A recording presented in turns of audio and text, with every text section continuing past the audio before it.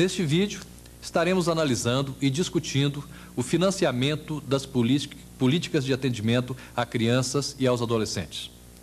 O Estatuto da Criança e do Adolescente, no título sobre políticas de atendimento, dispõe sobre a criação dos conselhos municipais, órgãos deliberativos e controladores das ações em todos os níveis e normatiza também sobre a criação e manutenção dos fundos vinculados a esses conselhos. Esses fundos têm a finalidade de financiar algumas políticas de atendimento. A criação do conselho e do fundo será feita através de uma lei municipal. No caso do Fundo Municipal dos Direitos da Criança, o município, através da mobilização da sociedade, deve buscar a elaboração do anteprojeto de lei municipal. Esse anteprojeto vai traçar as linhas gerais da política municipal dos direitos de crianças. Esse anteprojeto deve contemplar a política geral de atendimento, os programas específicos, a criação dos conselhos municipal e tutelar e a criação do fundo municipal. A Prefeitura Municipal deverá criar o fundo, que é uma rubrica no seu orçamento, rubrica específica para programas e projetos ligados à política municipal para a infância e adolescência. O fundo não tem personalidade jurídica própria ou CGC. Ele irá usar o CGC da Prefeitura.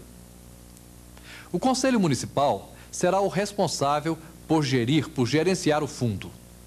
Ele deliberará sobre as aplicações, as prioridades e os critérios para a utilização desses recursos. O Conselho deverá elaborar um plano de aplicação a partir do diagnóstico feito no município. Esses recursos financeiros serão utilizados para proteção especial sempre, às vezes para pesquisas e estudos, eventualmente para capacitação de recursos humanos e raramente para políticas sociais básicas, já que estas contam com fundos próprios, com orçamentos próprios. Cabe também ao Conselho acompanhar e avaliar a execução e os resultados financeiros do fundo. Deverão avaliar e aprovar os balancetes mensais e anuais os conselheiros. Deverão também fiscalizar os programas públicos e privados desenvolvidos com os recursos do Conselho Municipal e do Fundo Municipal. A Prefeitura não poderá dispor dos recursos do fundo sem a anuência do Conselho. Os recursos do fundo conterão receitas advindas de dotações orçamentárias da Prefeitura, de receitas advindas de repasses dos fundos estadual e nacional, de doações subsidiárias do imposto de renda de pessoas físicas e jurídicas, de doações nacionais e internacionais e de multas e penalidades previstas no próprio Estatuto da Criança e do Adolescente. O programa Paz na Terra promoveu um debate sobre esse tema há algum tempo, contando com os convidados Matheus Cota, da Secretaria de Planejamento, José Donizete de Oliveira, do CONANDA, Antônio Aurélio Costa, do Conselho Municipal de Belo Horizonte, e Antônio Augusto Anastasia, da Secretaria de Administração.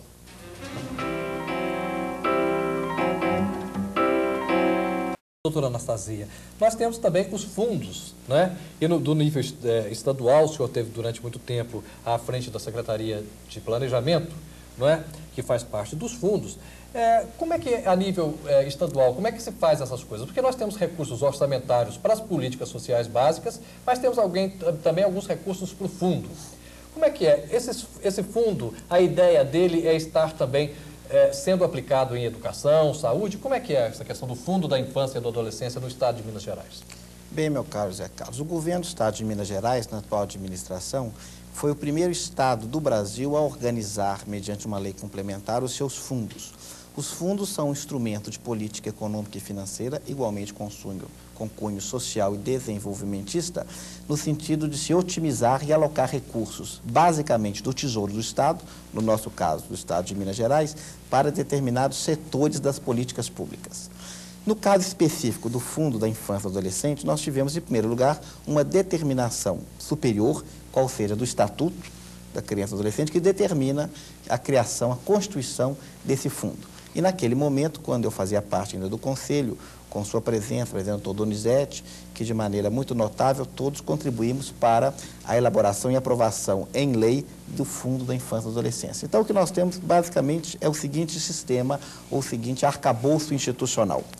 O Tesouro do Estado recebendo a receita, não é, realizando a sua receita mediante os impostos, as taxas e a contribuição de melhoria quando existente, esses recursos são destinados em dotações orçamentárias a determinados órgãos e atividades. E os fundos integram o orçamento, mas têm a sua gestão compartilhada com órgãos da sociedade, como é o caso do FIA e outros fundos que nós temos também na área econômica e na área social, e mais do que isso, esses fundos têm, pois, seus recursos, digamos assim, protegidos, como se fosse uma conta corrente específica, ainda que sob o palio do caixa único, da conta de tesouro, entretanto, a sua contabilidade é distinta, de tal sorte que haja um controle mais específico sobre os recursos do fundo. Então, no caso do Fundo da Infância e Adolescência, basicamente, esses recursos são destinados a instituições privadas e, eventualmente, públicas, mas é claro que o primeiro grande alcance seriam as privadas, instituições filantrópicas de assistência, que tenham condições de, como você mesmo disse, serem agentes multiplicadores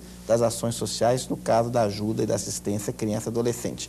Isso sem prejuízo, naturalmente, das demais políticas públicas a cargo do Estado, que não tem fundos para tanto, como, por exemplo, a área de saúde, a área educacional, a área relativa à assistência à criança carente por parte de programas específicos, como nós temos no Estado hoje, para lhe dar um exemplo, o programa Curumim, que é todo sustentado com recursos do Estado e também com recursos federais, mediante convênio, e esses recursos não integram fundos, mas sim as dotações orçamentárias ordinárias do Estado. Exato. Específicas. Então, na verdade, se eu entendi bem, o senhor fez referência a dois mecanismos. O primeiro é o controle que a sociedade pode estar tendo sobre a aplicação dos recursos do fundo através dos conselhos, não é isso? Quer dizer, é uma gestão mais democrática. Sim. O fundo, nessa perspectiva, ele é mais democrático porque ele é gerenciado ele tem um gerenciamento pelo conselho, que é composto por membros do governo e da sociedade civil. Exatamente. E ele estaria, então, os recursos do fundo seriam prioritariamente alocados para a área de crianças em situação de risco, nesse caso.